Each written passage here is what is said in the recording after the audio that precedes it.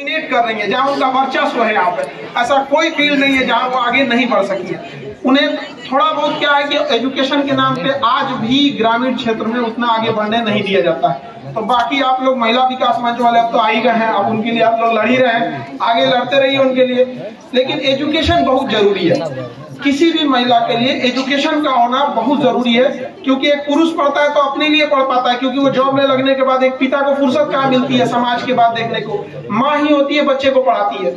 इसलिए पुरुष के साथ साथ महिलाओं का पढ़ा होना जरूरी है। और हम लोग तो पटना के वो ऐसे जगह से है जहाँ की हमारी मेयर भी महिला ही है, और ये बहुत सौभाग्य की बात है यहाँ पर। और इतने लंबे समय से, और आपका भी बहुत बहुत धन्यवाद मैम, आप भी प्रेरणा की एक स्रोत है महिलाओं के लिए, ताकि अगर कोई भी पढ़ लिख के आगे बढ़ेगा तो उसके लिए आज के समय में जो भी महिलाएं आगे गई हैं वो एक प्रेरणा का स्रोत है कि आपको आगे बढ़ने से कोई नहीं रोकेगा। कई बार ऐसा होता है कि महिला लोग कहने लगती हैं कि हम पुरुषों से कम है क्या। अरे ये बताइए, कई मामलों में तो आप लोग पुरुषों से आगे हैं, तो क्यों अपने आप को पीछे खींच के ले आना चाह रही है कि हम पुरुषों से कम है क्या। बहुत सारी चीजों में होते हैं आप लोग बेटर है। किसी में पुरुष जैसे कोई शारीरिक श्रम करना है तो नेचर ने उन्हें उसी हिसाब से बनाया है, उसमें वो आगे निकल रहे हैं। आप बहुत सारी चीजें हैं जैसे घर का मैनेजमेंट है, बच्चे का पालन पोषण है, एक नई पीढ़ी को आगे लेके जाना है, उसमें आप लोग बेटर है। तो फिर अपने आप को क्यों पीछे लाने की कोशिश कर रहे हैं कि हम महिलाओं से कम है। तो हर फील्ड में, जिस फील्ड में रहे आप लोग उस फील्ड में बेटर काम करें। एक चीज और, अभी के टाइम पे एजुकेशन का मतलब केवल ये नहीं होता है कि पढ़ाई लिखाई करके एक डिग्री ले लेना। जरूरी नहीं कि आप एजुकेशन के नाम पे नौकरी ही लीजिएगा। कई गांव में ऐसे लोग कहते हैं कि हम लड़की को काहे पढ़ाएंगे, हमको नौकरी नहीं कराना है। अरे भैया पढ़ाइए उस दिन के लिए जब बेटी पर कोई बड़ा विकट परिस्थिति आएगी ना, तो उस दिन वो दूसरे के सामने हाथ नहीं फैलाएगी, बल्कि पढ़ी रहेगी तो अपने पैरों पे खड़े होकर अपने बच्चों का पालन पोषण कर सकती है यहाँ पर। तो वो दिन देख के अपने बच्चियों को पढ़ाइए, क्योंकि एक समय आएगा वो किसी से हाथ नहीं फैलाने जाएगी। और जब अपने पैरों पे डिपेंडेंट हो जाइए, तो डिपेंडेंट होने का अर्थ होता है क्या चीज, अपनी जरूरतों को पूरा कर लेना। ये नहीं कि हमें डिपेंडेंट, अगर हम किसी पे डिपेंडेंट नहीं है तो हमें किसी की जरूरत नहीं है।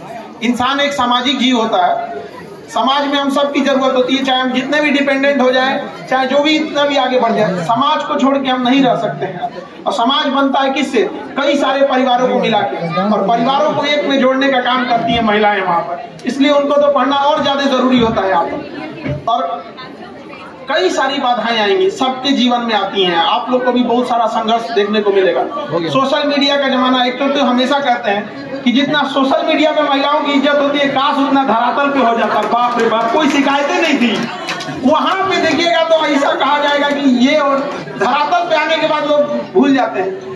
यूपीएससी में दहेज न लिया जाए इसके लिए 10 पन्ना का निबंध लिख के लाएगा और अपनी 1 करोड़ दहेज ले लेगा।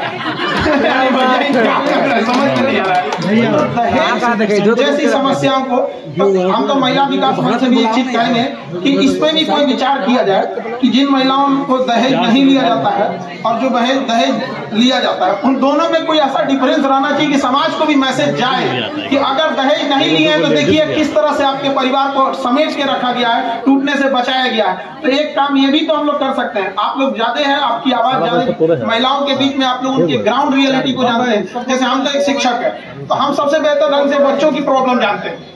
उस तरह से आपका जुड़ाव महिलाओं से, शायद उस प्रॉब्लम को भी आप जानती होंगी जिसे वो पब्लिकली नहीं बोल पाती है। इसके लिए गवर्नमेंट भी बहुत योगदान करती है। आप देखिए किसी भी, अभी संसद में हम लोग का नया बिल आया है वुमेन रिजर्वेशन के लिए, 1/3 रिजर्वेशन हुआ।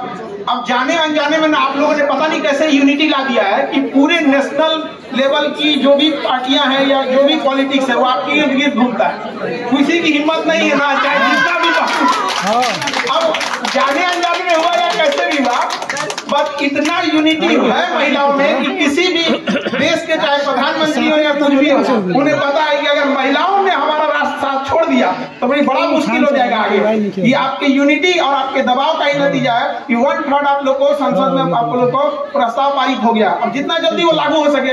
अब क्या है भैया, अब कहावत क्या जाता है ना कि लड़का हुआ तो मुंडल होबे करेगा। अब जब